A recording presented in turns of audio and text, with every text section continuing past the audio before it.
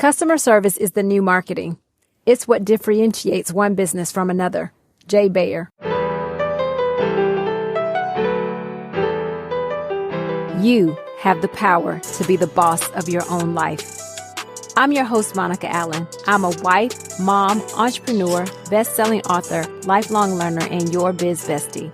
I have a love and passion for all things small business. Growing my own company from $700 to over 7 figures annually, my goal is to bring you inspiration, business-focused topics and tips, encouragement, and a community that helps you launch, grow, and scale your business, whether you are a dreamer, a side hustler, or a seasoned entrepreneur. You are listening to the Become Your Own Boss podcast. Customer service has really been on my mind a lot lately. And there's been a few driving factors as to why, but the first being Tesla. Tesla has really been testing my patience lately. Let me take you back a bit. Ethan and I took our first spin in a Tesla Model S back in 2012 when the car debuted. We were blown away by its speed and sleek design, especially as an electric vehicle. The Nissan Leaf, well, that just didn't excite us the same way, but at that time, we weren't ready to buy. We usually avoid new cars because of their rapid depreciation, and we were curious to see how this new model would perform in the long run. However, in 2017, we decided to buy a used 2013 Model S. We loved it. It had the jump seats in the trunk so the kids could ride back there, which was really cool to a then 3 and 8-year-old. No, 3 and 7-year-old. They were the perfect size for it at the time. They fit just right. They thought it was like a spaceship. And after having the car for several years, we traded it in 2021 for a 2017 Model S. Back then, whenever we would go to Tesla for anything with our cars, the service was exceptional. And they would often have loaners available. The service advisors were extremely helpful. And it was just an all-around great experience. It didn't take very long to get in for service. And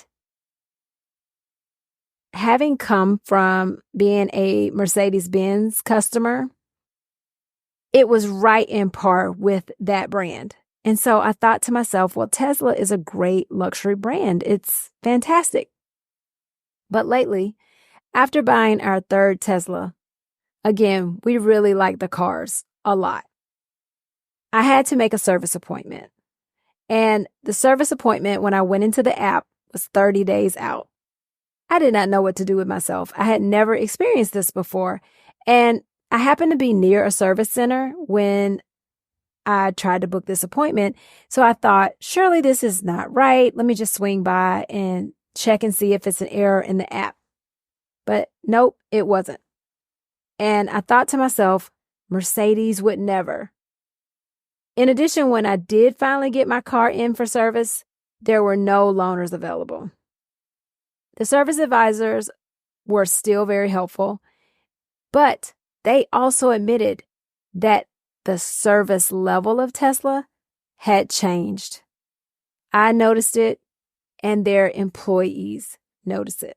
This all got me thinking, is it enough to have a great product, but lack in the area of customer service? You see, Tesla has been cutting edge when it comes to the look of their electric vehicles, the technology in their vehicles, the speed, and in the beginning, even the service. The great thing about Tesla is you really only have to take the car in maybe once a year for kind of normal checks.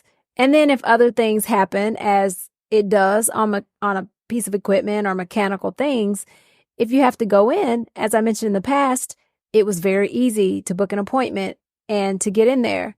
Now, I've done some research kind of on some Tesla Facebook groups and found that it could just be the market that I'm in as far as it taking a long time. However, also after chatting with the service advisors, being that I love to interview people on this podcast, I like to just interview people in life. And so I had a lot of questions for the service advisors. And I found out that Tesla has laid off over 24,000 employees. Many of them were more seasoned technicians that were let go in that area of the company. And then it led me to wonder, are there too many vehicles for the service centers to support? Or are there too many issues with their cars that they're unable to handle them all? I'm not sure.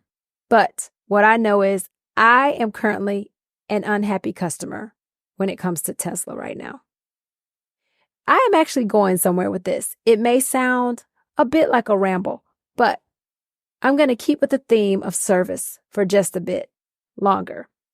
I had another not so great service experience, and I have been finding this all very interesting, especially after having such an excellent experience on the Disney cruise that I talked about last week on episode 207. So this is the next one. We dropped our daughter Imana off at a volleyball camp a few Sundays ago and decided as we were driving back home to stop by a small local restaurant. We love supporting privately owned restaurants that have good ratings on Google or Yelp. And this restaurant had, I believe, somewhere between 4 and 5 stars. Usually if it's less than 4, we'll find something else. I don't remember the number exactly, but it looked appealing. The menu looked appealing. The pictures looked nice on the website, but we had some issues. And I'm just going to share a few, and then we're going to circle back to this customer service subject. First, the server didn't write down our order, which I don't know why servers do this. It's really not that impressive. And it's extremely unimpressive when you get it wrong or leave something off. That being said, my son's wings were not put in with the rest of the food. And so luckily, we ordered a basket of fries, and my husband and I both ordered an entree. So he ate off of our plate because his wings didn't come out for a long time. And when they were about to come out, I just asked them to box them up because we had been sitting there a really long time. So that was one.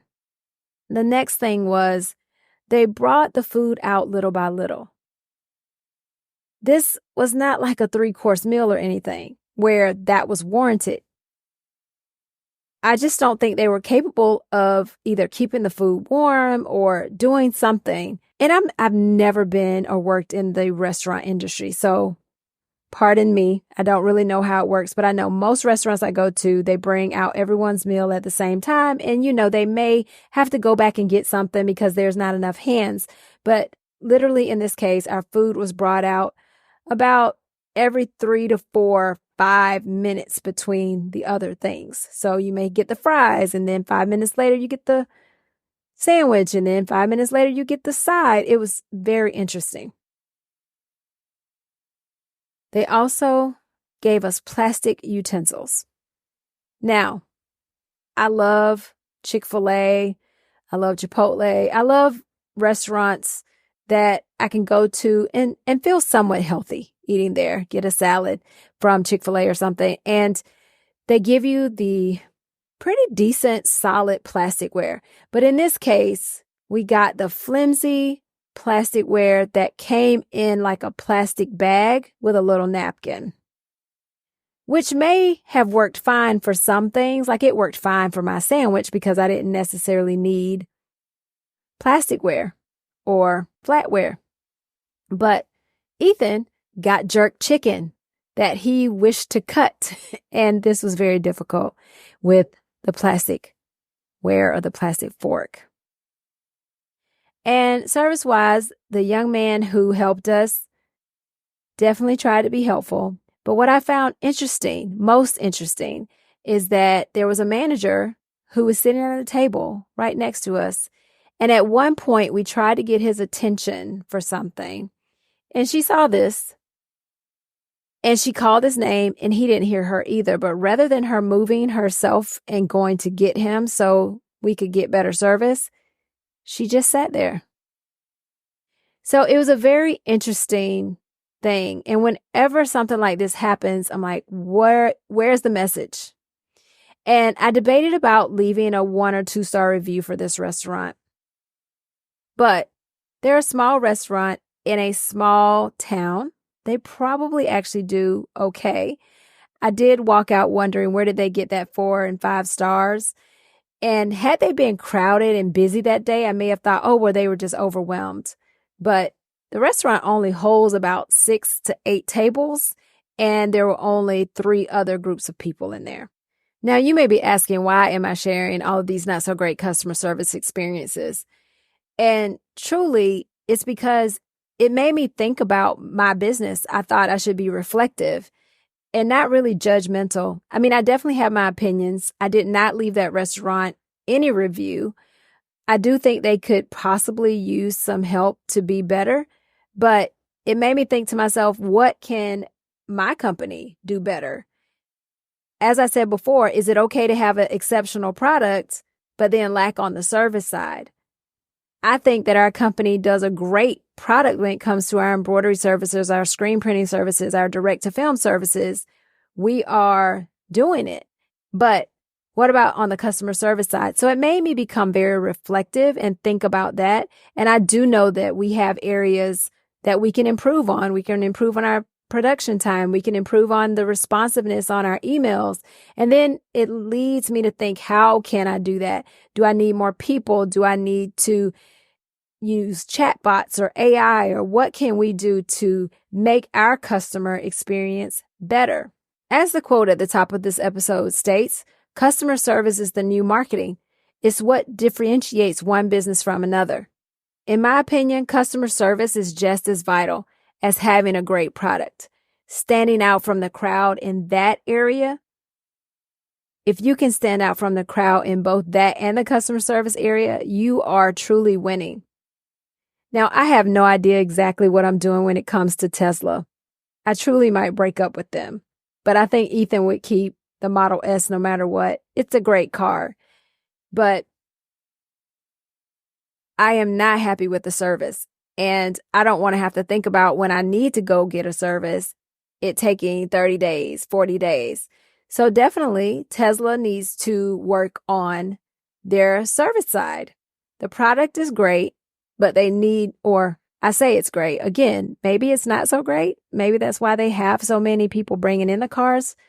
We don't have a huge amount of issues, but again, like with any mechanical thing, you are going to have some issues. Therefore, it's going to have to go to the service center. No one wants to wait 30 or 40 days to get their car in for a service. So how do they fix that?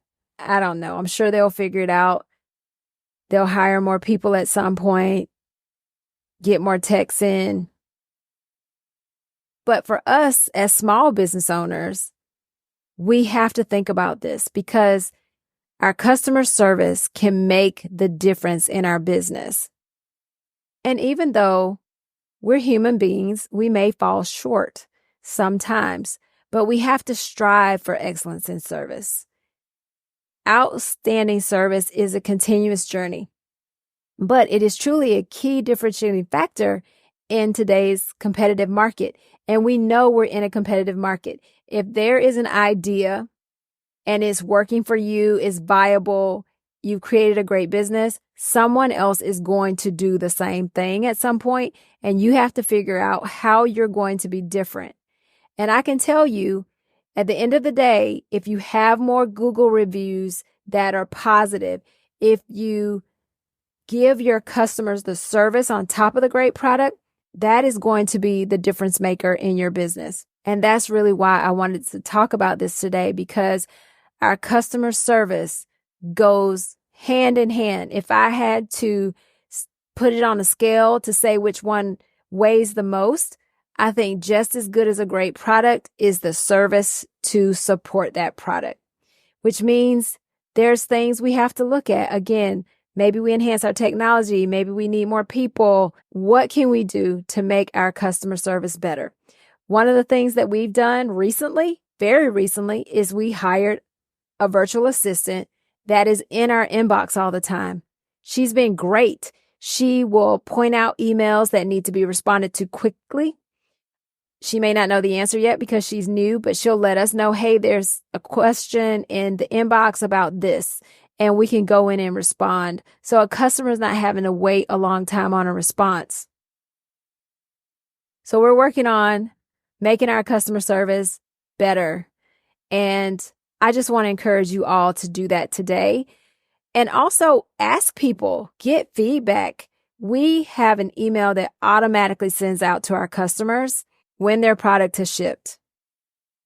It's a few days after their product ships. We give them time to get it, open it up, all that good stuff. Even though sometimes the feedback may not be positive, and sometimes people won't even give you feedback if it's positive. But the negative feedback, or what we may deem as negative feedback, can actually be very helpful for our businesses because it makes us better. It makes the service experience better. So I want to encourage you to do those things. Evaluate where you are on customer service when it comes to your business. What can you do better? Ask for feedback from your customer. And how do you determine how to fix it or correct it or make it better? I have lots of opinions for Tesla. I've already emailed their customer support. Who knows if they read it or care? I don't know. It's a really big company, It's hard to say. But I think for our small businesses, we get it. And it's painful when someone doesn't like our baby or we get that not so positive feedback, but it helps us make our baby better. And then I have the thoughts on the restaurant. And who knows, maybe one day they'll hear this episode and they'll be like, oh, that was me. We should do better. Or then again, they may not. But I do truly believe that customer service can ultimately differentiate you from your competition. So keep that in mind. Thank you for listening today. I am grateful for you. Do take a moment to rate, share, and subscribe to the podcast. If you subscribe, you don't have to worry about it. It downloads to your phone each and every time a new episode comes out. And I want you to go ahead, if you haven't already, pop over to my website, monicaallen.com, and grab my free ebook, 11 Essential Secrets to Small Business Success. Not only is customer service important, but there are other things that can help make your business successful.